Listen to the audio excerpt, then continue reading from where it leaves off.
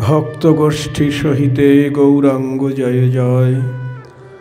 শুনিলে চৈতন্য কথা ভক্তিলভ্য হয়। সন্ন্যাসীর ধর্ম বা বলিব সেহ নহি, বুঝই ভাগবতী যেন মত কহে। প্রণমে দণ্ডব অদভূ ভূমা বা আচণ্ডাল গোখরম, প্রবিষ্ট জীবকলয়া তত্রৈব ভববানীতি। শ্রীমদ্ভাগবতে একাদশ স্কন্ধে 29 অধ্যায়ের শ্লোক এবং তৃতীয় স্কন্ধের 29 অধ্যায়ে 34 নম্বর শ্লোকে বলা আছে যে অন্তর্যামী পরমাত্মারূপী সকল জীবের মধ্যেই ভগবান বিরাজিত। এইরূপ মনে করে কুকুর, চণ্ডাল, গো এবং গর্ধব পর্যন্ত জীবমাত্রকেই ভূমিতে দণ্ডবৎ পতিত হইয়া প্রণাম করিবে। গতকল্য পর্যন্ত আমরা আস্বাদন পেয়েছি অন্তখণ্ডের 3য় অধ্যায়ে শ্রীচৈতন্য ভাগবতে। সেখানে সার্বভৌম ভট্টাচার্য মহাপ্রভুকে বললেন যে তোমার সবই ভালো আছে, তোমার ভক্তি প্রেম, কিন্তু একটা কাজ তুমি ঠিক করো নাই, সেটা হলো সন্ন্যাস। সন্ন্যাস গ্রহণটা ঠিক হয় নাই তোমার। কারণ সন্ন্যাসী প্রথমেই তিনি বলছেন, বুঝো দেখি বিচারিয়া কি আছে সন্ন্যাসী। প্রথমেই বদ্ধ হয় অহংকার পাশে। দণ্ডধরি মহাজ্ঞানী হয় আপনারি, কাহারেও বলো হস্ত জোর নাহি করে। সন্ন্যাসী যখনই দণ্ড ধারণ করছে তখনই ভাবছেন আমি সব জানি, সব বুঝি, মানে অহংকারের পাশে বন্দী হয়। অনেক ভব্য লোকে তাকে প্রণাম করে, কিন্তু তাকে উল্টো তাকে প্রণাম করবে তা করবে না।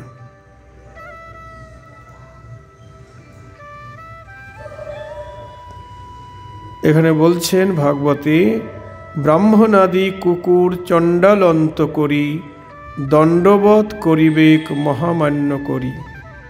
মহামান্য ধরি। এটা ভাগবতে বলছেন। ব্রাহ্মণ থেকে আরম্ভ করে কুকুর, চণ্ডাল, কুকুরকে কেউ দণ্ডবৎ করে গো এই সংসারের মানুষ? দূর দুই সেই করে তাড়িয়ে দেয়, অনেকে লাথিও মারে।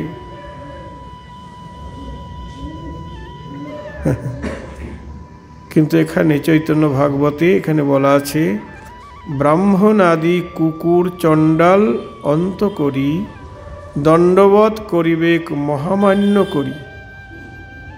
মহামান্য করে তাকে দণ্ডবৎ করবে। তার মধ্যে অন্তর্যামী রূপে পরমাত্মা বিরাজ করছেন। ভগবান অন্তর্যামী রূপে বিরাজ করছেন, পরমাত্মা রূপে। প্রত্যেক জীবের মধ্যেই জীবাত্মা আছে। জীবাত্মা মানেই জীব, আর পরমাত্মা হলেন ভগবান। দুটি আত্মাই আছে, আমার মধ্যেও আছে, কুকুরের মধ্যেও আছে, বাঘ ভাল্লুক সবার মধ্যে আছে। এমনকি পিঁপড়ে, মশা, মাছি, এই যে মশাগুলি উঠছে আমাদের কামড়াচ্ছে। একটু আগে এক ভক্ত এসেছিলেন, আমার গায়ে মশা পড়েছে, উনি বলছে বাবা আপনার মশাটা আমি মারবো এখন। আমি না বাবা মেরো না। উনি বললেন না কৃষ্ণ অর্জুনকে বলেছেন, ও তো মরেই আছে, অর্জুন যুদ্ধ করতে চাইছে না, আত্মীয় কুটুম্বদের মারব না, ওরা তো মরেই আছে, তুমি মারো। এটা কৃষ্ণ বলেছেন। কিন্তু পরে আমার মহাপ্রভু এসেছেন, কিন্তু মহাপ্রভু মারতে বলেনি। রামাদি অবতারে ক্রোধে নানা অস্ত্র ধরি অসুরেরে করিল সংহার।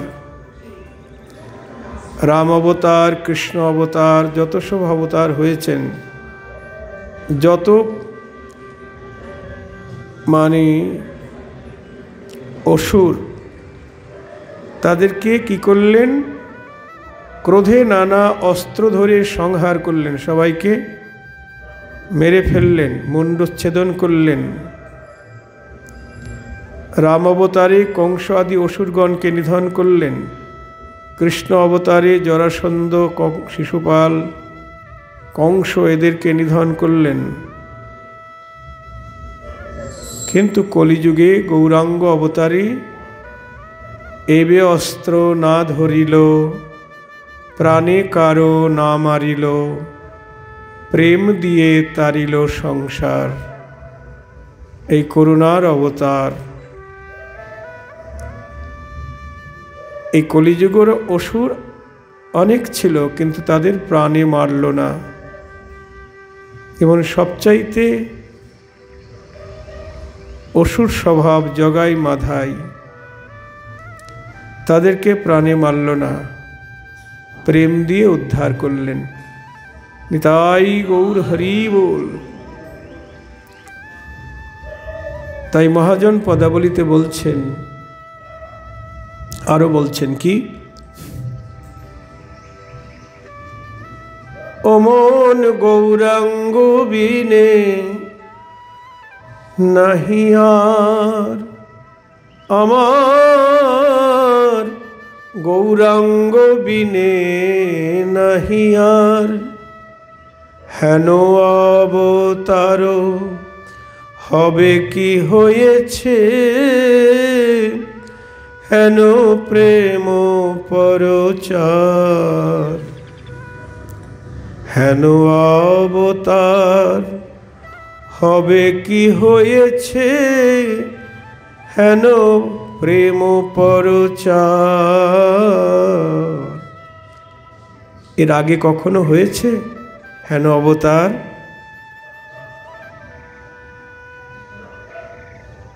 আর হবে না, হয়ও নাই হেন অবতার। হেন প্রেম প্রচার হয় নাই। আমার গৌর অবতারে যা হলো, বলছেন দুরমতি অতি পতিত পাষণ্ডী, প্রাণে না মারিল কারি, হরিনাম দিয়া জগত তারিলা, যাচি গিয়া ঘরে ঘরে। বলি যেচে সেধে বিলাইলুম, গোলকের প্রেম ধন, হরিনাম যেচে সেধে বিলাইলুম। হরিনাম আর প্রেম ধন, কলিজীবের দ্বারে দ্বারে। হরিনাম প্রেম ধন, যেচে সেধে বিলালো। হরিনাম দিয়া জগত তারিলা, যাচি গিয়া ঘরে ঘরে। সবাইকে উদ্ধার করলেন। পতিত পাষণ্ডী অসুর, তাদের কাউকে প্রাণে মানলেন না, হরিনাম দিয়ে তাদের উদ্ধার করলেন। হাসিয়ে কাঁদিয়ে প্রেমে গড়াগড়ি পুলকে ব্যাপিল অঙ্গ। হাসিয়ে কাঁদিয়ে প্রেমে গড়াগড়ি পুলকে ব্যাপিল অঙ্গ। চণ্ডালী ব্রাহ্মণী করে কোলাকুলি কবে বা ছিল এ রঙ্গ। নিতাই গৌর হরি বল। এই অবতারী হাসিয়ে কাঁদিয়ে প্রেমে গড়াগড়ি, হরিনাম প্রেমে সবাই হাসছে কাঁদছে নাচছে গাইছে গড়াগড়ি যাইছে। আবার চণ্ডালে ব্রাহ্মণে করে কোলাকুলি। যে চণ্ডালকে দেখলে ব্রাহ্মণ দূর দিয়ে চলে যায়, কেন না চণ্ডালকে দর্শন করলে আমার পাপ হবে, তার ছায়া মারালে আমার পুণ্যক্ষয় হয়ে যাবে। এই জন্যে চণ্ডালকে যাতে না দেখতে হয়, নিচু জাতিকে যাতে না দেখতে হয়, তার জন্যে অন্য রাস্তা দিয়ে যাবে, তার ছায়া মারালে আমার পুণ্যক্ষয় হবে। ব্রাহ্মণরা এইরকম করেছেন মহাপ্রভুর অবতারের পূর্বে। কিন্তু গৌরহরি কি করলেন? সেই ব্রাহ্মণ আর চণ্ডাল সবাইকে একাকার করে দিলেন। নিতাই গৌর হরি বল। হরিনাম প্রেম দিয়ে চণ্ডালে ব্রাহ্মণী করে কোলাকুলি কবে বা ছিল এ রঙ্গ।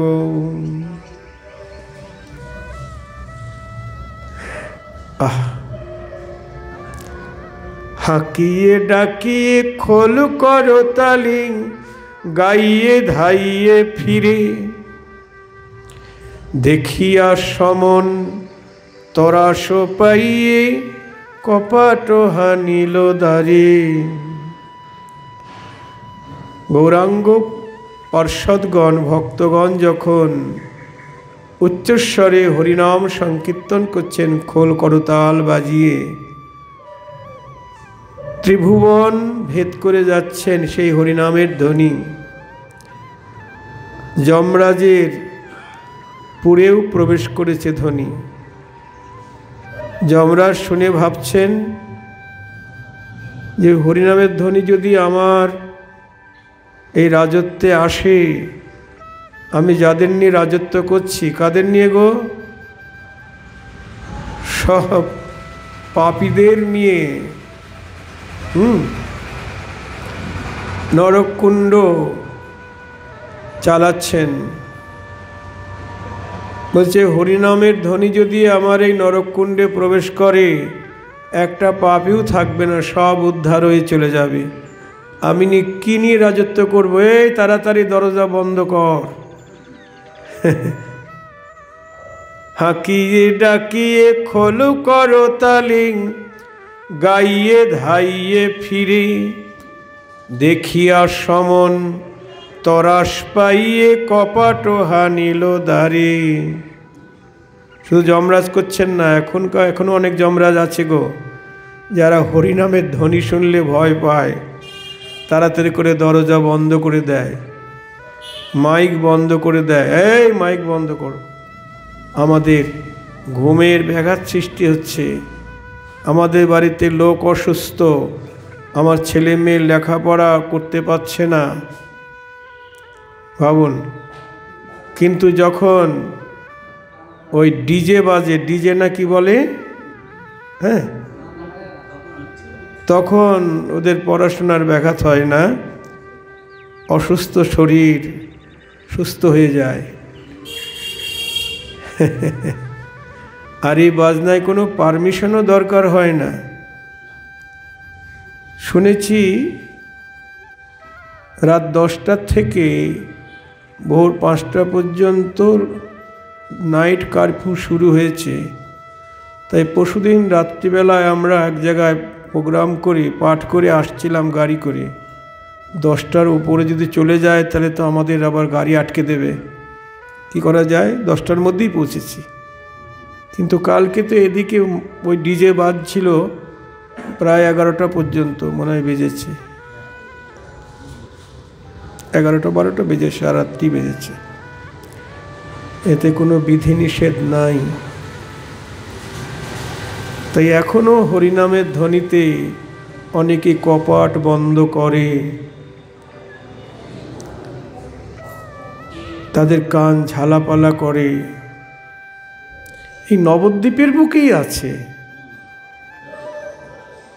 মহাপ্রভুর সময়ে ছিল, এখনো আছে।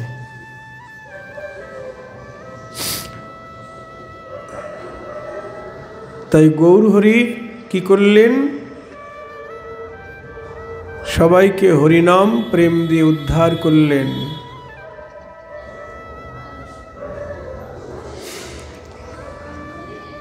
প্রাণে কাউকে মারলেন না। রামাদি অবতারে ক্রোধে নানা অস্ত্র ধরে অসুরকে সংহার করলেন, মেরে ফেললেন একেবারে। আর গৌরাঙ্গ অবতারে অসুরগণকে প্রাণে মানলেন না, হরিনাম দিয়ে উদ্ধার করলেন। এই জন্যে কৃষ্ণের কথা সব শোনা যাবে না। হ্যাঁ গো, আপনারা বলবেন বাবাজি কিসব অলক্ষণের কথা বলছে, কৃষ্ণের কথা সব শোনা যাবে না। না, ওই তো কৃষ্ণ বলেছেন ও মরেই রয়েছে, ওকে মেরে ফেলো, অর্জুনকে বলছে। আর গৌরহরি বললেন প্রাণে কাউকে মেরো না, হরিনাম দিয়ে উদ্ধার করো। নিতাই গৌর হরি বল। মহাজনের যেই পথ তাতে হও অনুরত, পূর্বাপর করিয়া বিচার। পূর্বের সবার কথা শোনা যাবে না।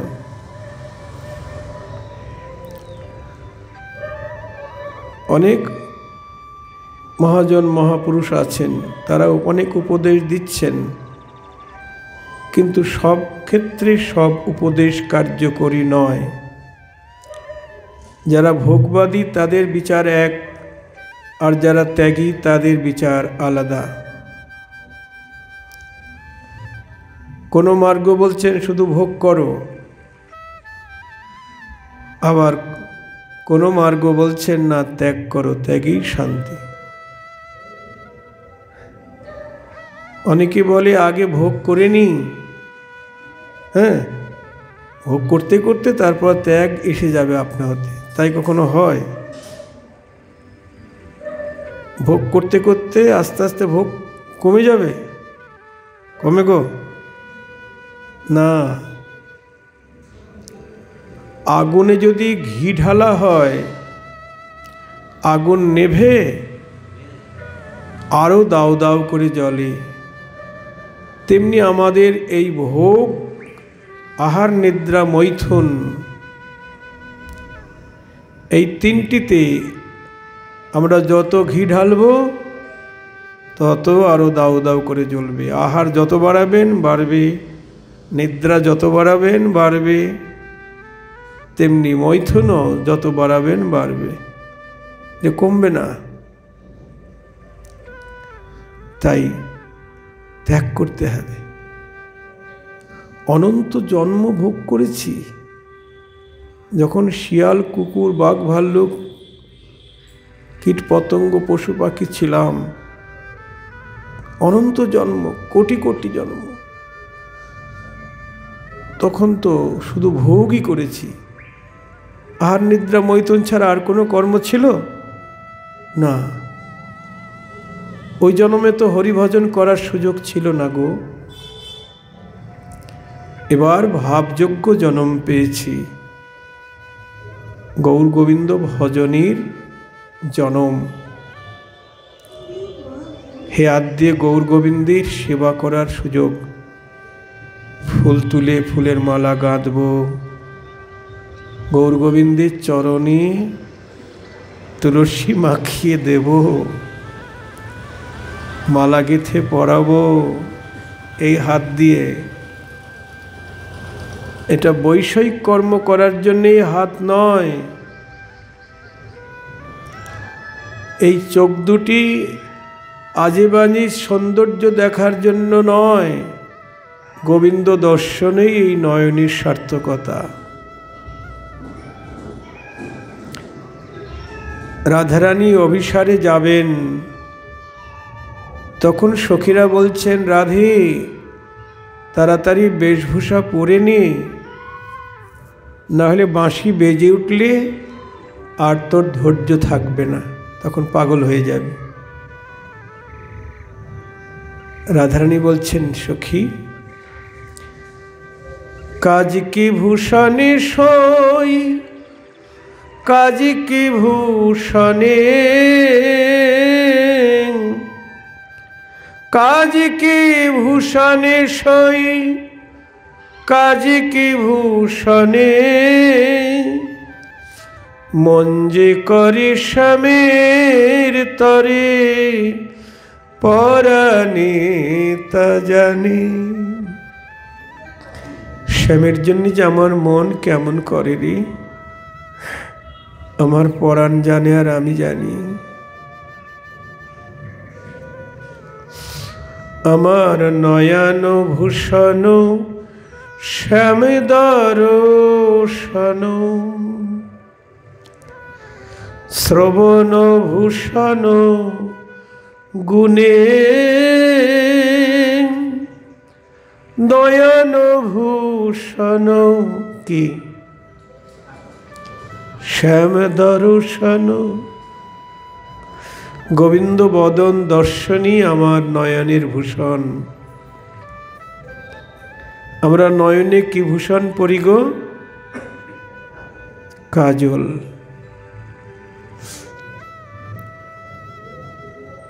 কিন্তু রাধারানী বলছেন, আমার নয়নের ভূষণ হলো শ্যাম দর্শন, অর্থাৎ গোবিন্দ রূপ দর্শনই আমার নয়নের ভূষণ। আর শ্রবণ ভূষণ গুণে, শ্রবণ ইন্দ্রিয় মানে কান, আমরা কানে ভূষণ পরি তো, কি ভূষণ পরি? কানের দুল। কিন্তু রাধারানী বলছেন, না, আমার শ্রবণ ভূষণ গুণে, আমার কর্ণের ভূষণ হলো কৃষ্ণের নাম গুণ শ্রবণে। নাম গুণ বা রূপের কথা শ্রবণই আমার কর্ণের সার্থকতা। আর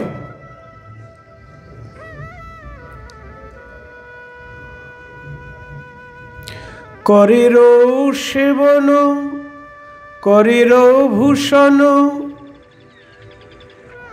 কর মানে হাত, হাতের ভূষণ আমরা কি পরি?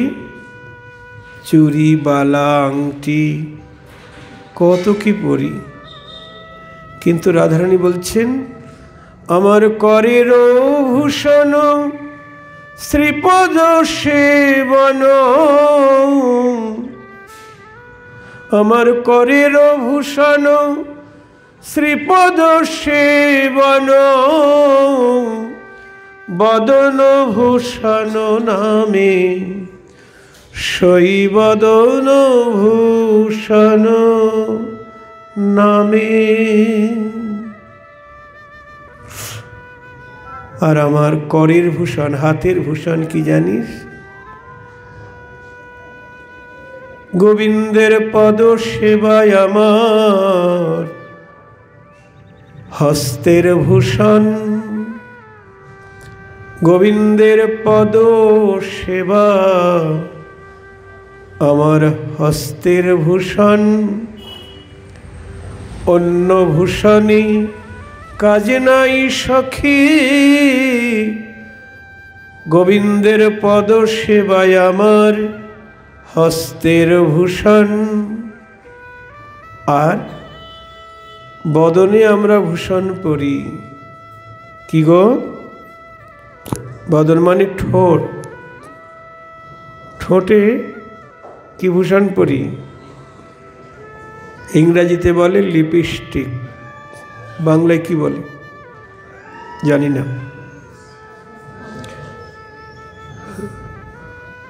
রাধারানী বলছেন, রাধারানীর ঠোঁট আপনা হতেই রাঙা, এত মানে রক্তিম বর্ণ আমার রাধারানীর ঠোঁট। বলছেন পক্কবিম্ব ফল যিনি সুন্দর অধর। পাকা বিম্ব ফল, বিম্ব ফল মানে তেলাকুচের ফল, পাকলে যেমন লাল টুকটুকে হয়ে যায়, ওই সৌন্দর্যকেও হার মানিয়ে দিয়েছে রাধারানীর ঠোঁটের কান্তি।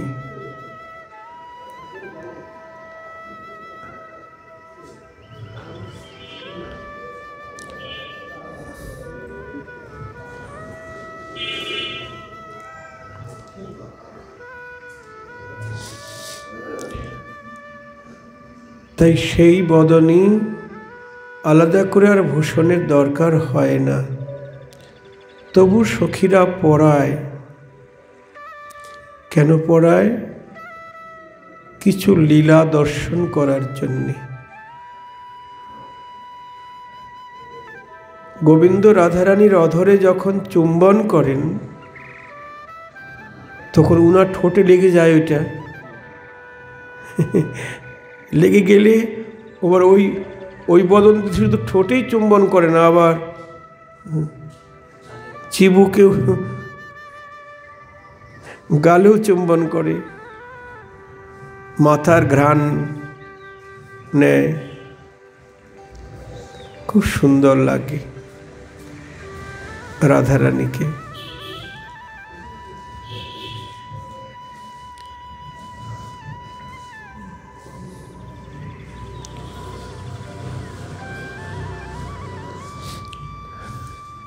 তা রাধারানী বলছেন, আমার করের ভূষণ শ্রীপদ সেবন বদন ভূষণ নামী। আর আমার বদনের ভূষণ হলো কৃষ্ণের নাম গুণ কীর্তনী। দেখুন, আমাদের প্রত্যেকটি অঙ্গ দিয়ে গোবিন্দের প্রতি অঙ্গ সেবা করতে হবে। আরেকটি পদাবলিতে রাধারানী বলছেন, রূপ লাগি আখি ঝুরে গুণে মনোভোর, প্রতি অঙ্গ লাগি কাঁদে প্রতি অঙ্গ মোর। এ ললিতা বিশাখা, আমার প্রতি অঙ্গ কেঁদে ওঠে, আমার প্রতি অঙ্গ কেঁদে ওঠে। বল্লভের প্রতি অঙ্গ সেবার লাগিয়ে আমার প্রতি অঙ্গ কেঁদে ওঠে। হা কৃষ্ণ হা কৃষ্ণ বলি প্রতি অঙ্গ সেবার লাগি, হা কৃষ্ণ বলি প্রতি অঙ্গ কেঁদে ওঠে। দেখুন, রাধারানীর প্রতিটি অঙ্গ কাঁদছে কেন? গোবিন্দের প্রতিটি অঙ্গ সেবা করবার জন্যে। আমার তো একটি অঙ্গও কাঁদে না, চোখেই জল আসে না তার জন্য। সংসারের জন্যে খুব কাঁদি, ছেলের জন্যে, মেয়ের জন্যে, স্বামীর জন্যে, স্ত্রীর জন্যে, বাড়ি গাড়ি টাকা পয়সার জন্যে কত চোখে জল ফুরায় না। এর জন্যে আমরা প্রাণ পর্যন্ত ত্যাগ করি, এ জীবন রাখবই না।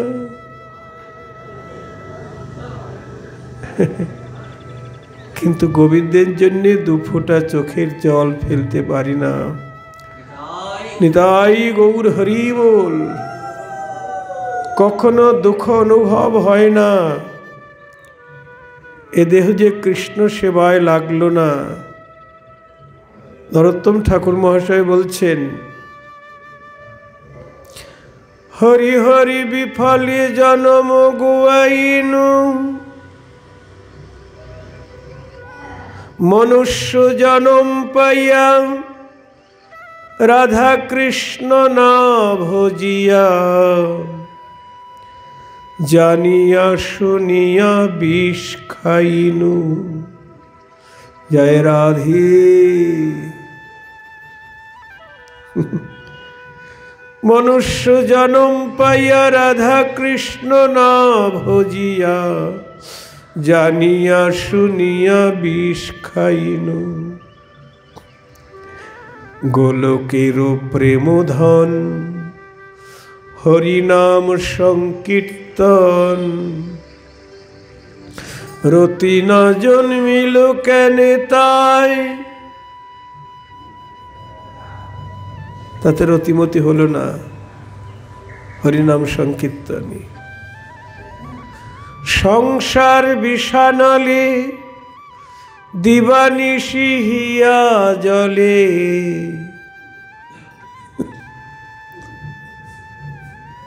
সংসার বিষানলে দিবানিশি হিয়া জলে, জুড়াইতে না কইনো উপায়। নিতাই গৌর হরি বল। আহা, ব্রজেন্দ্র নন্দন যেই শচীসুত হইল সেই, বলরাম হইল নিতাই। দিনহীন যত ছিল হরিনামে উদ্ধারিল, তার সাক্ষী জগাইয়ার মাধাই। হাহা প্রভু নন্দ সুত বৃষভানু সুতাযুত, করুণা কর হইবার। নরোত্তম কহ দাসী কয়,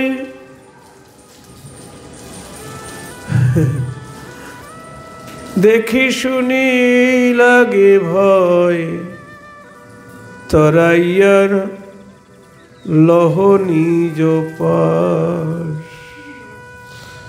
নিতাই গৌর হরি বল।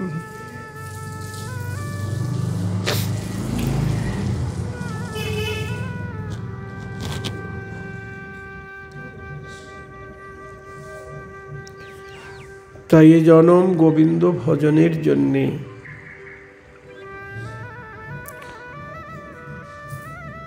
সবাইকে প্রণাম করতে হবে। এটাই বৈষ্ণব ধর্মের অভিমত। এই সে বৈষ্ণব ধর্ম সবারে প্রণতি, সেই ধর্মধ্বজি যার ইথে নাহি রতি। তাকে ধর্মধ্বজি বলে। কাকে বলে? ইথে যার রতি নাই, বিশ্বাস নাই, ধর্মের ধ্বজা ধরেছে, সন্ন্যাসী সেজেছেন, কিন্তু অভিমানের পর্বতে রয়েছেন, প্রণামের কথা নাই। মহাপ্রভু নিজে প্রণাম করেছেন। দণ্ডবত, দণ্ডবত মানে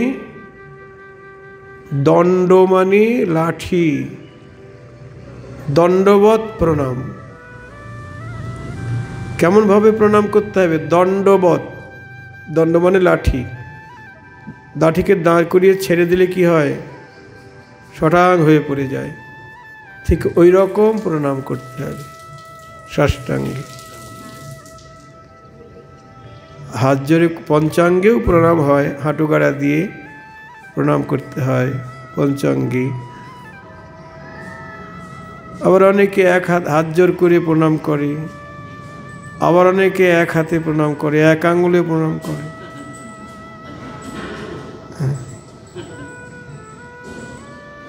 যার যেমন ভাব, তারপরে কি, যার যেমন ভাব তার তেমন লাভ।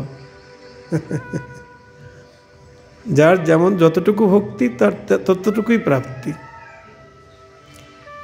যে সাষ্টাঙ্গে প্রণাম করছে তার ভক্তি, আর যে এক আঙুলে প্রণাম করছে এটা এক বলা যাবে না।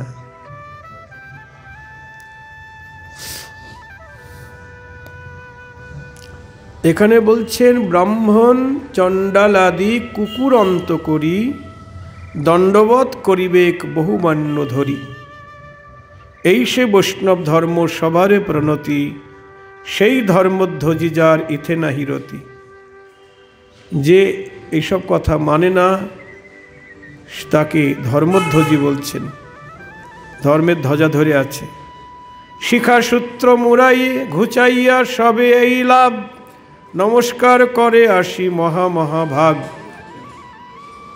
মহাভাগবত এসে তাকে প্রণাম করছেন সন্ন্যাসী জ্ঞানী, আর উনি চুপচাপ দাঁড়িয়ে আছেন। হ্যাঁ, সন্ন্যাসী, আমি সন্ন্যাসী, আমাকে সবাই প্রণাম করবে, আমি সন্ন্যাসী।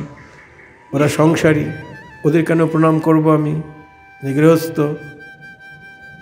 কিন্তু এখানে বলছেন কুকুর চণ্ডাল গাধাকে পর্যন্ত প্রণাম করবে, কারণ সর্বজীবের মধ্যেই পরমাত্মারূপে শ্রী গোবিন্দ বিরাজ করছেন। প্রথমে শুনিলা এই এক অপচয়, এবে আর শোনো সর্বনাশ বুদ্ধি ক্ষয়। মহাপ্রভুর কাছে সার্বভৌম ভট্টাচার্য এই কথা বলছেন। এই দেখো, সন্ন্যাস নিলে আরও কি হয়, বুদ্ধি ক্ষয় হয়। জীবের স্বভাব ধর্ম ঈশ্বর ভজন, তাহা ছাড়ি আপনাকে বলে নারায়ণ। সব জীবের ধর্ম কি না, তারা তুমি প্রভু আমি তোমার দাস, এই অভিমানে তারা ভজন করেন। আর যারা সন্ন্যাসী তারা বলে আমি নারায়ণ, হ্যাঁ, তাহা ছাড়ি আপনাকে বলে নারায়ণ। সোহম, সেই আমি, ব্রহ্মস্মি, আমি ব্রহ্ম। গর্ভবাসে যে ঈশ্বর করিলেন রক্ষা, যাহার প্রসাদে হইল বুদ্ধি জ্ঞান শিক্ষা। যার দাস্য লাগি শেষ অজভব রমা, পাইয়াও নিরবধি করেন কামনা। যে কৃষ্ণের দাসত্ব লাভ করবার জন্যে ব্রহ্মা মহেশ্বর লক্ষ্মী সবাই কামনা করে, তারা পেয়েও, যদিও তারা পেয়েও তারা কামনা ছাড়েন না। সৃষ্টি স্থিতি প্রলয় যাহার দাসে করে, লাজ নাহি হেন প্রভু বলে আপনারে। অনেকে বলছেন আমি পুরুষোত্তম, হ্যাঁ, আর তার চেলারাও বলছেন পুরুষোত্তম, আমাদের গুরুদেব পুরুষোত্তম। আরে পুরুষোত্তমের গোপ আছে নাকি? আছে? এক পুরুষোত্তম রামচন্দ্র, মর্যাদা পুরুষোত্তম, তার গোপদারি নাই। তারপরে আরেকজন পুরুষোত্তম হলেন লীলা পুরুষোত্তম, কে? কৃষ্ণ, তারও নাই গোপদারি। আর একজন পুরুষোত্তম কে? মহাপ্রভু, তারও গোপদারি নাই। তারপরে তাদের দেহ প্রাকৃত নয়, অপ্রাকৃত। আমাদের এ দেহ ক্ষয় আছে, কিন্তু তাদের দেহে কোনো ক্ষয় নাই। জয় রাধে। অতএব এই জগতে আর কেউ পুরুষোত্তম নাই। নিজেকে ভগবান মানলে অপরাধ হয়। মহাপ্রভু নিজে ভগবান হয়েও তিনি বলেছেন আমি ব্রাহ্মণ নই, বৈশ্য নই, ক্ষত্রিয় নই, শূদ্র নই, আমি গৃহস্থ নই, ব্রহ্মচারী নই, বানপ্রস্থী নই, সন্ন্যাসীও নই। আমি কে? গোপীর প্রাণবল্লভ কৃষ্ণচরণের একটি দাস, অনুদাস মাত্র। দেখুন, নিজে ভগবান হয়ে নিজেকে কৃষ্ণের দাস অভিমান করছেন।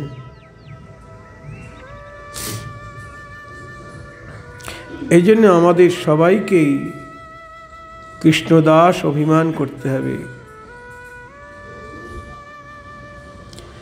নিদ্রা হইলে আপনে কে ইহাও না জানে, আপনারে নারায়ণ বলে হেন জনে। যদি কেউ ঘুমিয়ে পড়ে, ঘুমিয়ে পড়লে সে জানে আমি কে। নিজের তত্ত্বই নিজে জানে না জীব। জীব নিজের তত্ত্বই নিজে জানে না, আর ভগবানকে কি জানবে? আর ভগবান সর্বভূত অন্তর্যামী। যিনি ভগবান তিনি সকল জীবের অন্তরের খবর বলতে পারেন। আপনি মনে মনে এখন কি বলছেন ভগবান জানেন। শুধু এই জন্মে নয়, অনন্ত জন্ম ধরে আপনি কি কি কর্ম করেছেন, ভালো কাজ খারাপ কাজ, সব তার নখদর্পণে। আর এইসব বিচার করেই আপনাকে আবার জন্ম দেবে, কোথায় আপনার গতি হবে, এসব হিসাব করে। আমি লুকিয়ে লুকিয়ে কী করছি ঘরের মধ্যে, আর কেউ না জানলেও সব জানে। মনে মনে কি বলছি সেটাই সে জানে। অন্তর্যামী, সর্বভূত অন্তর্যামী। শুধু মানুষের নয়, কীট পতঙ্গ পশু পাখি সবার অন্তরের খবর জানে। জয় রাধে।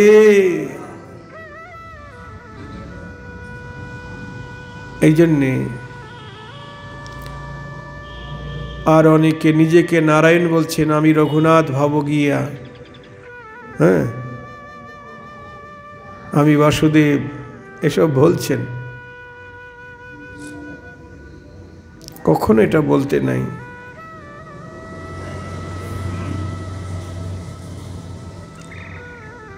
জগতের পিতা কৃষ্ণ সর্ববেদে কহে, পিতারে যে ভক্তি করে সে সুপুত্র হয়ে। কৃষ্ণ হলেন জগতের পিতা। জগতের পিতা কৃষ্ণ, যে না ভজে বাপ, জন্ম জন্ম পায় সে পিতৃদ্রোহী তাপ। এ জগতে যেমন পিতাকে না মানলে পিতৃদ্রোহী তাপ ভোগ করে, তেমনি কৃষ্ণ জগৎ পিতা, তাকে ভজন না করলেও তারা পিতৃদ্রোহী তাপে শেষ হয়ে যায়।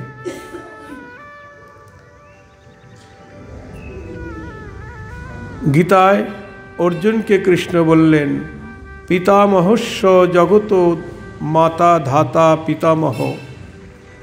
গীতা শাস্ত্রে অর্জুনের সন্ন্যাস লক্ষণ, শুনই যে কহিয়াছেন নারায়ণ। অনাশ্রিত কর্মফলম কার্যং কর্ম করোতি য, ন সন্ন্যাসী চ যোগী ন চ ন নিরগ্নিম চাক্রিয়। ভগবান বললেন, যিনি কর্মফলকে আশ্রয় না করে অবশ্য কর্তব্যবোধে শাস্ত্রবিহিত কর্ম করে থাকেন, তিনিই প্রকৃত সন্ন্যাসী এবং প্রকৃত যোগী।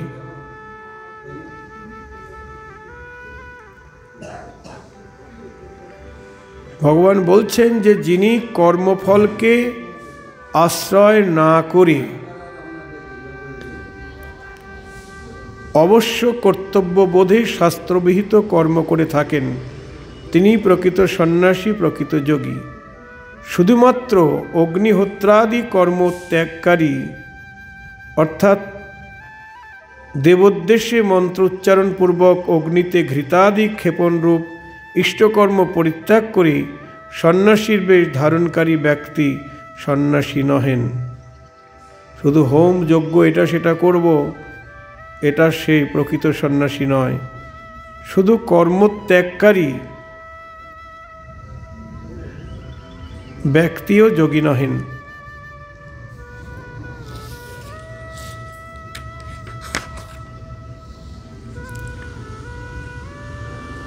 নিষ্কাম হইয়া করে যে কৃষ্ণ ভজন, তাহারে সে বলি যোগী সন্ন্যাসী লক্ষণ।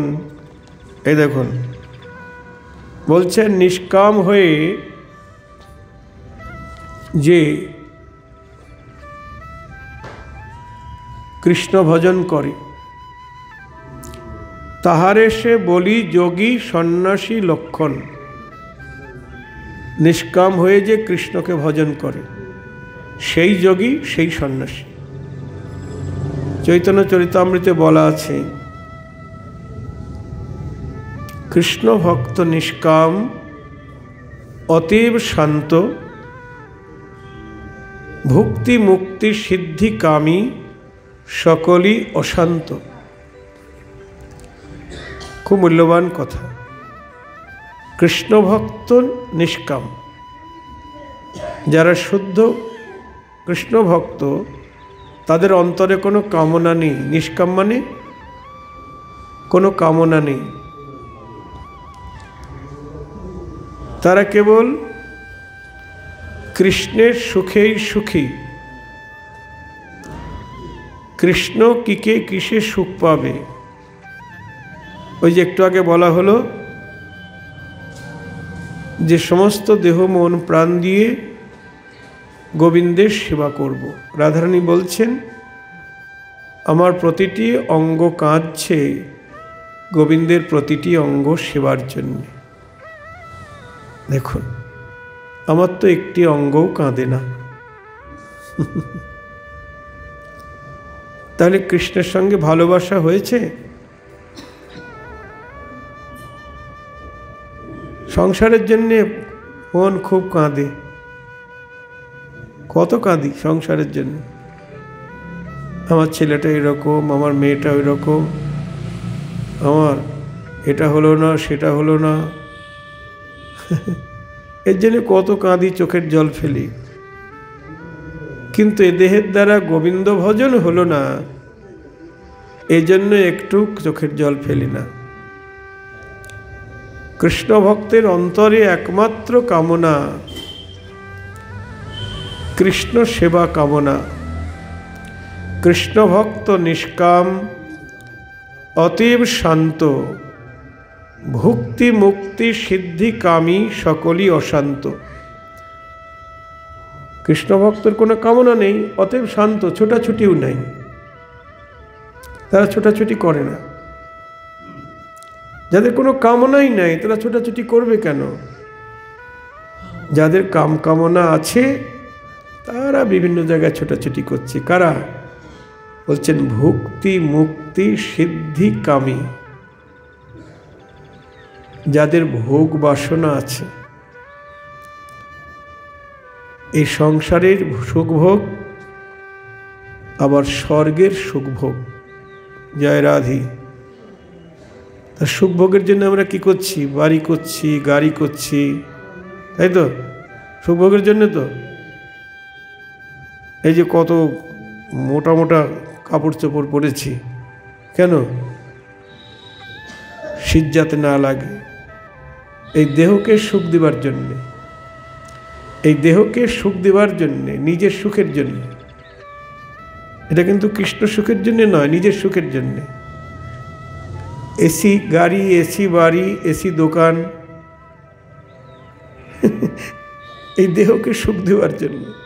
তাহলে এ জগতের সুখ ভোগ, তারপরে যখন মরে যাব, মরে স্বর্গে যাব পুণ্যকর্ম করে, সেখানে গিয়ে স্বর্গের সুখ ভোগ করব। এটাকে বলে ভুক্তি, ভোগ কামনা। আর ভক্তি মুক্তি, মুক্তি কামনা কি? ষষ্ঠী সারূপ্য সালোক্য সাযুজ্য সামীপ্য, 5 প্রকারের মূর্তি আছে। ভগবানের সঙ্গে মিশে যাওয়া, ভগবানের সমান অধিকার প্রাপ্ত হওয়া, ভগবানের সমান আসনে বসা, হ্যাঁ, এরকম 5 প্রকার তার স্বরূপ, তার মতো রূপ প্রাপ্ত হওয়া, এসব কামনা। আরও কি? সিদ্ধি, অনিমা লঘিমা ঈশিত্তা বসিত্তা প্রকাম্য, এরকম অষ্টসিদ্ধি আছে। যেমন আমি একরকম সিদ্ধি লাভ করলাম, জলের উপর দিয়ে হেঁটে চলে গেলাম, এটা একটা সিদ্ধি। তারপরে আমাকে ঘরের মধ্যে আটকে রাখলো, তালা দিয়ে রাখলো, আমি বেরিয়ে চলে আসলাম, এটা সিদ্ধি। মানে একদম ছোট হয়ে যাওয়া। বড় আছি, একদম পিঁপড়ে হয়ে যাব সিদ্ধির দ্বারা। আবার লঘিমা, লঘু হয়ে যাবে। লঘু মানে হালকা, যেমন হনুমান এই সিদ্ধাই জানতেন। ওই যে হালকা হয়ে চলে যাচ্ছে, আকাশে উড়ে চলে যাচ্ছে, গন্ধমাদন পর্বত নিয়ে আসলো। এরকম অনেক প্রকার সিদ্ধি আছে। এই সিদ্ধির দ্বারাই লোকে অনেক পাগল হয়ে যাচ্ছে। এখন যদি নবদ্বীপ গঙ্গার উপর দিয়ে হেঁটে কেউ পার হয়ে যায়, তাহলে লক্ষ লক্ষ শিষ্য হয়ে যাবে, তাই না? মানে বড় বড় মিনিস্টার, ব্যারিস্টার, তথাকথিত শিক্ষিত ব্যক্তিরা সবাই লুটিয়ে পড়বে ওনার পায়ে। আর এই তো ভগবান, হ্যাঁ, গঙ্গার উপর দিয়ে হেঁটে পার হয়ে চলে আসলো। রামকৃষ্ণ ঠাকুরের কাছে একজন গিয়ে বলছেন, ঠাকুর, একজনকে দেখলাম গঙ্গার উপর দিয়ে হেঁটে পার হয়ে গেল। বলছে, ও তো 2 পয়সা দিলেই পার হওয়া যায় গঙ্গা, আর ওই সিদ্ধায় অর্জন করতে কত বছর বছর তপস্যা করেছে, সাধনা করেছে। ওর দ্বারা তো ঈশ্বরকে পাওয়া যাবে না, ওর দ্বারা ভগবানকে পাওয়া যাবে না। অতি জগতের কাছে বড় হওয়া যাবে, হ্যাঁ, অনেক যশ প্রতিষ্ঠা বাড়বে, তারপরে লোক শিষ্য সংখ্যা বাড়বে, তাই না? পারবে না? এরকম সিদ্ধায়ের পাল্লায় আমরা অনেক পড়ে যাচ্ছি, সিদ্ধাই দেখে বশ হয়ে যাচ্ছি, শিষ্য হয়ে যাচ্ছি। ওনার কাছে গেলে ভগবানের তত্ত্ব আপনি খুঁজে পাবেন না। ওনাকে গুরুবরণ করলে, আপনি ওনার মতো সাধনা করলে, ওনার মতো এরকম গঙ্গার মধ্যে হেঁটে দিতে পারবেন, ওতে ভগবানের কাছে যাওয়া যাবে না। তাই বলছেন, ভক্তি মুক্তি সিদ্ধিকামী সকলই অশান্ত, তারা ছোটাছুটি করছে, যাদের অন্তরে কামনা আছে। আর কৃষ্ণ ভক্তের কোনো কামনা নেই, অতএব শান্ত হয়ে আছে। এই কোথায় বৈষ্ণোদেবীর মন্দির, কোথায় পাহাড় পর্বতে যাচ্ছে না মানুষ, যাচ্ছে তো নানা রকম কামনা বাসনা নিয়ে। হ্যাঁ, আমার একটা ভক্ত ছেলে, শিষ্য, তা কবে ওই গিয়েছিল, ও যায় নাই, ওর জ্যাঠা গিয়েছিল, ওর ছেলের জ্যাঠা গিয়ে বৈষ্ণোদেবীর মন্দিরে কামনা করেছিল কি ছেলের অসুখ সেরে গেলে মা তোমার কাছে এসে পুজো দেব। তার ছেলের অসুখ সেরে গেছে, এখন সেই বৈষ্ণোদেবীর মন্দিরে আবার পূজা দিতে যাবে। হ্যাঁ, আমি বললাম ওখানে না দিলে এখানে দিলেও হবে, রাধাকৃষ্ণের সেবায় দিয়ে দে, গৌর হরির সেবায় দিয়ে দে। না, গেল, চলে গেল। যাও। কিন্তু নরোত্তম ঠাকুর বলছেন, চৈতন্য চরিতামৃত বলছেন, ভক্তি মুক্তি সিদ্ধিকামী সকলই অশান্ত।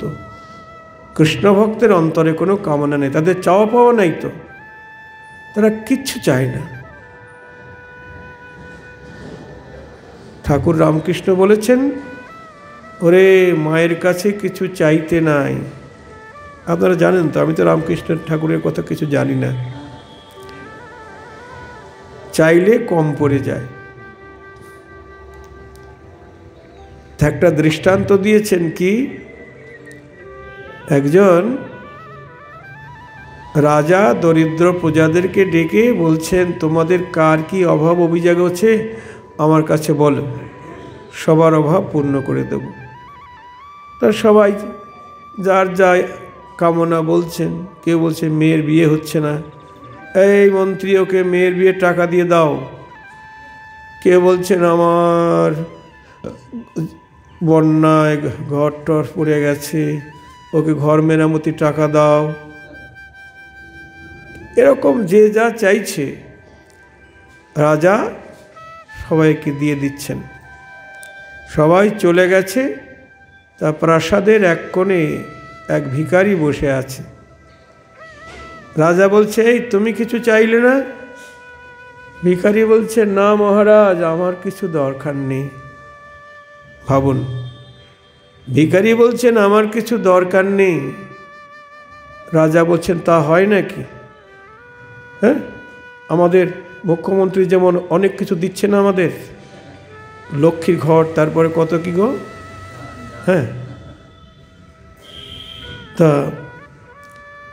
তুমি যদি না নাও তাহলে আমার দানযোগ্য অসম্পূর্ণ থাকবে, কিছু চাও।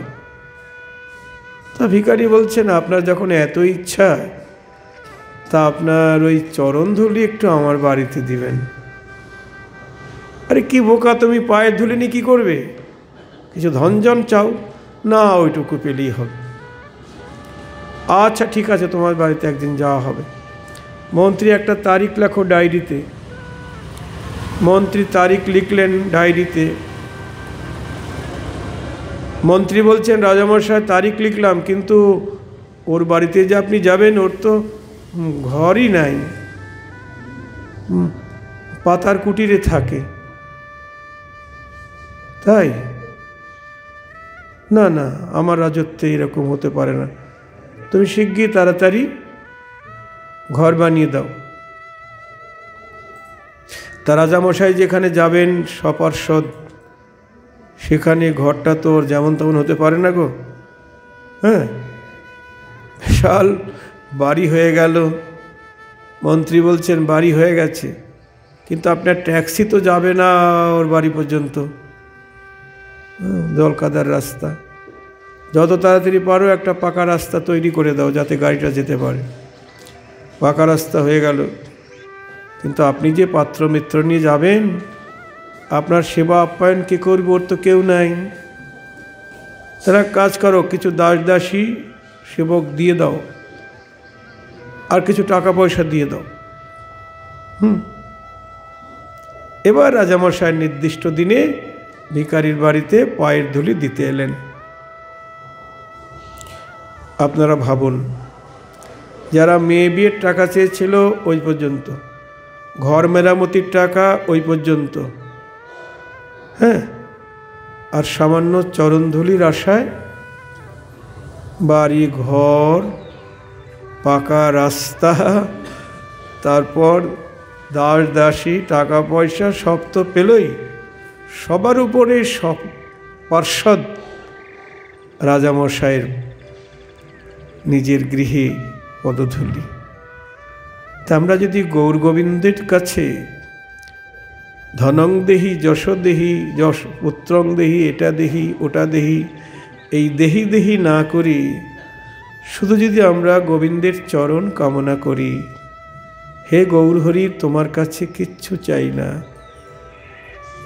ওই যে আমি ওখানে লিখেছি শাস্ত্রের কথা, ন ধনং ন জনং ন সুন্দরী কবিতাং জগদীশ কাময়ী বম জন্ম জন্ম নিঃস্বরী ভবতাদ ভক্তি রহিত কিতই। এরই বঙ্গানুবাদ, ধনজন নাহি মাগি কবিতা সুন্দরী শুদ্ধ ভক্তি কৃষ্ণ মোরে দেহ কৃপা করি। নিতাই গৌর হরি বল।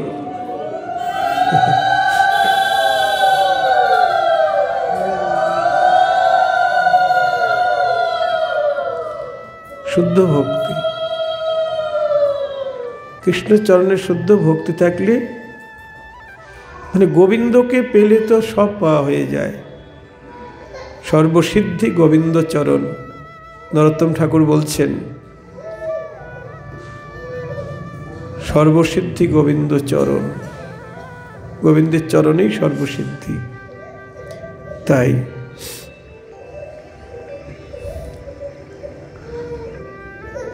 অভিমান অহংকার করে আমি ব্রহ্ম, আমি নারায়ণ এসব না বলি নিজেকে কৃষ্ণদাস অভিমান করো। কৃষ্ণদাস অভিমানী যে আনন্দ সিন্ধু, কোটি ব্রহ্মানন্দ নহে তার এক বিন্দু। যদি আমরা মনে প্রাণে কৃষ্ণদাস অভিমান করতে পারি তাহলে আমরা আনন্দের সমুদ্রে ডুবে থাকব। যদি মনে প্রাণে কৃষ্ণদাস অভিমান করতে পারি, আমরা বলছি আমি কৃষ্ণের চরণের দাস, কৃষ্ণ আমার প্রভু, কিন্তু মনে প্রাণে বলছি না, মুখে মুখে বলছি আমি কৃষ্ণের দাস, কিন্তু দাসত্ব করছি কার? মায়ার, সংসারের দাসত্ব করছি। একটু সময়ের জন্যও গোবিন্দের সেবা করতে পারছি না, একটু হরিনাম করার সময় নাই। সংসারে এত চাকরি আমার, সবার দাসত্ব করতে হচ্ছে তো, ছেলে মেয়ে স্বামী স্ত্রী কত জনার দাসত্ব করতে হচ্ছে, আত্মীয় কুটুম্বও, কিন্তু গোবিন্দের দাসত্ব করার সময় হচ্ছে না। গুরুদেবকে বলছি, গুরুদেব অত কিছু পারবো না, সবচাইতে কম যেটা হয় সেটাই বলুন। ওই জন্য বর্তমান যুগের আধুনিক গুরুদেব, যারা আধুনিক গুরুদেব এই কারণে বলছি, তারা সহজ রাস্তা বলে দিচ্ছেন যে মহাপ্রভুর দেওয়া অত বড় হরিনাম তোমাদের করতে হবে না, তিলকমালা ইত্যাদি ওই সব দরকার নেই, সব খাও, কোনো বিধিনিষেধ নাই, এই 2 অক্ষর নাম দিচ্ছি, মন্ত্র দিচ্ছি, এইটা জপ করলে তোমাদের সব হয়ে যাবে। আর আমরা সেই দিকে ছোটাছুটি করছি, এই চলো যাই, গুরুদেব এসেছেন, মন্ত্রটা নিয়ে নিই, না নিলে আবার হাতের জল শুদ্ধ হবে না। আরে হরিনাম খাবলা খাবলা না।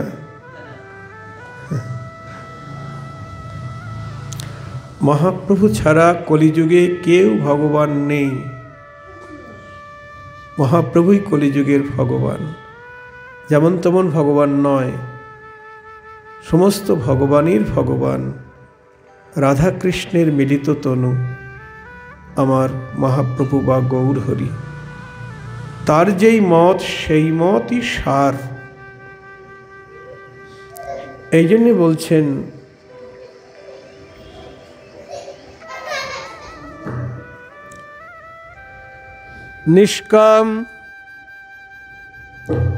নিষ্কাম হইয়া করে যে কৃষ্ণ ভজন, তাহারে সে বলি যোগী সন্ন্যাসী লক্ষণ। বিষ্ণু ক্রিয়া না করিয়া পরান্ন খাইলে, কিছু নহে সাক্ষাতেই এই বেধে বলে। বলছেন বিষ্ণু ক্রিয়া মানে বিষ্ণু ভক্তি না করি অন্ন খেলে তাতে লাভ নাই, লোকসান ছাড়া। ভাগবতে বলছেন তৎকর্ম হরিতোষং যৎসা বিদ্যা তন্মতিচয়া, হরির্দেহ ভৃতামাত্মা স্বয়ং প্রকৃতি ঈশ্বর। বলছেন যাহা শ্রীহরির সন্তোষ বিধান করে তাহাই কর্ম। যে কর্ম শ্রীহরিকে সন্তুষ্ট করে সেটাই প্রকৃত কর্ম। যাহা দ্বারা হরিতে মতি জন্মে তাই হচ্ছে বিদ্যা। আমরা তো কত বিদ্যা অর্জন করছি গো, আমাদের ছেলে মেয়েকে আমরা বিদেশে পাঠাচ্ছি, কম্পিউটারের শিক্ষা, ইংলিশ মিডিয়ামে ভর্তি করছি। কতজন আসে এখানে ইংলিশ মিডিয়ামে পড়ে, আমি বলে ছোট্ট একটা গ্রন্থ দিয়ে বললাম এখানে পড়ো, বলছে আমি তো পড়তে পারি না। হ্যাঁ, কিসে পড়ো? আমি 8, 9, 10 পড়ি। ওর মা বলছে ওই ইংলিশ মিডিয়ামে পড়ে, ও বাংলা বলতে পারে না। বাংলা জানে না। বাহ বাহ বাহ, কি সুন্দর কথা। বাঙালির ছেলে সে বাংলা পড়তে পারে না, ইংলিশ মিডিয়ামে পড়ছে। এটা কি প্রকৃত মানুষ হচ্ছে? জানি না আমি। হ্যাঁ গো, আমাদের শাস্ত্রগ্রন্থ সব সংস্কৃতে, এবং বর্তমানে সমস্ত গ্রন্থ বাংলায় অনুবাদ হচ্ছে, সংস্কৃত গ্রন্থগুলি। সেই বাংলা আমরা পড়তে পারছি না। তো সব বিদেশি রীতিনীতি, কালচার, ওগুলি জেনে আমাদের কি হবে? ওতে তো ভগবত প্রাপ্তি হবে না, মহাপ্রভুকে জানা যাবে না, নিতাই চাঁদকে জানা যাবে না, কৃষ্ণকে জানা যাবে না। হরিকে না জেনে লাখো জানো যদি, সে জানা কেবল ইচ্ছাই।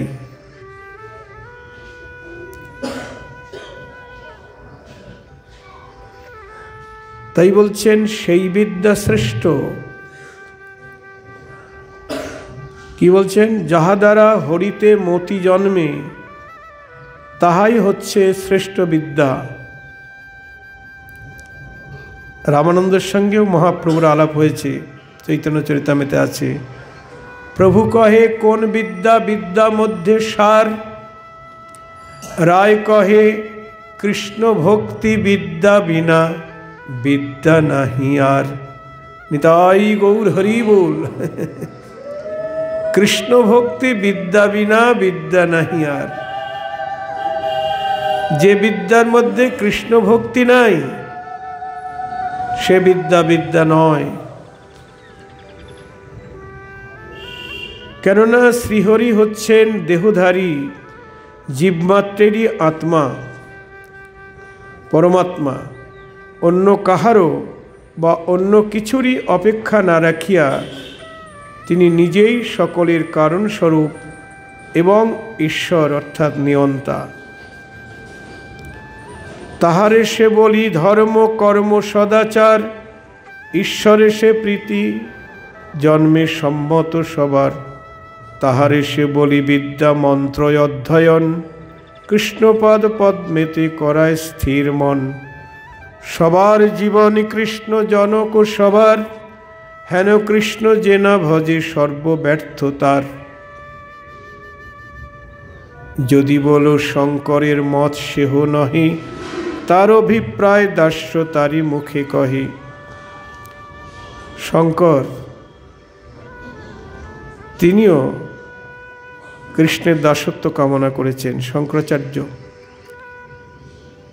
এই শঙ্করাচার্য আর কেউ নয়, স্বয়ং ভোলানাথ। তিনি শঙ্করাচার্য হয়ে মত প্রকাশ করেছেন।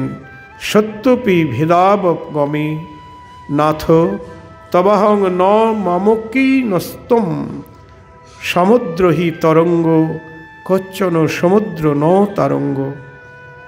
শঙ্করাচার্য বলছেন, হে নাথ, জগতেও তোমাতে ভেদ না থাকিলেও আমি তোমার অর্থাৎ তোমার অধীন, তোমা হতেই আমার উৎপত্তি স্থিতি। কিন্তু তুমি আমার নহ, অর্থাৎ তুমি আমার অধীন নহ, আমা হইতে তোমার উৎপত্তি স্থিতি নহে। এটা ভোলানাথ বলছেন। আমার থেকে তোমার উৎপত্তি নয়, তোমার থেকেই আমি উৎপত্তি হয়েছি। অর্থাৎ সমুদ্র হতেই উদ্ভূত, সমুদ্রেই তরঙ্গের স্থিতি। সমুদ্র থেকে তরঙ্গ সৃষ্টি হয়, তরঙ্গ থেকে সমুদ্র সৃষ্টি নয়। সমুদ্র কখনো তরঙ্গের নহে, অর্থাৎ তরঙ্গ হইতে সমুদ্রের উদ্ভব নহে, সমুদ্রের স্থিতিও তরঙ্গে নহে।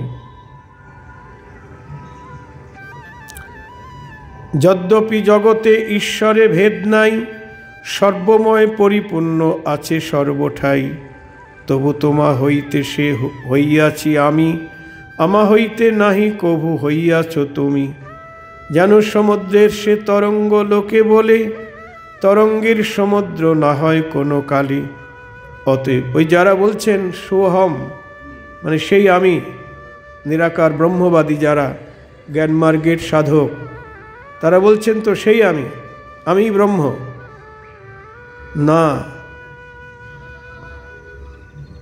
এটা হয় না। জীব অনু ক্ষুদ্র আর ভগবান বিভু বিশাল। জীব অল্পজ্ঞ মানে অল্প সামান্য কিছু জানে, আর ভগবান সর্বজ্ঞ সর্বভূত অন্তর্যামী। হ্যাঁ, জীব অল্প শক্তিমান, তার শক্তি অল্প, আর ভগবান সর্বশক্তিমান। 7 বছর বয়সে 7 ক্রোশ একটি গিরিগোবর্ধন পর্বত 7 বছর বয়সে 7 দিন ধরে রেখেছিল একটি আঙুলে।